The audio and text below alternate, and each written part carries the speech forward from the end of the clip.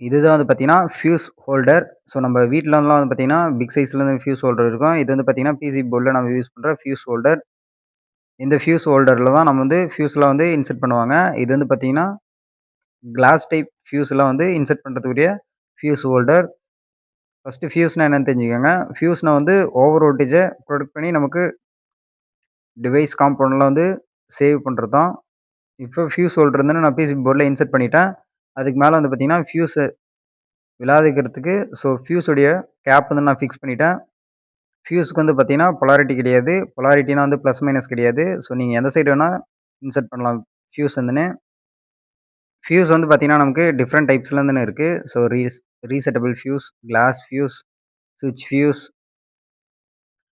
நெறைய different types வந்துன்னு இருக்கு. இதில நான் பிசிபி போர்ட்ல ஹோல்டு பண்ணிட்டு, அப்புறம் ஒவ்வொரு பாயிண்ட்டா என்னுடைய சால்டரிங் அயர்ன் வச்சு சால்டர் பண்ணிட்டேன். உங்க ஃபிரெண்ட்ஸ் எலக்ட்ரானிக்ஸ்ல யாருனா இன்ட்ரஸ்டடா இருந்தாங்கன்னா, அவங்களுக்கு இந்த வீடியோவ ஷேர் பண்ணுங்க. ரொம்ப ரொம்ப யூஸ்ஃபுல்லா தான் இருக்கும்.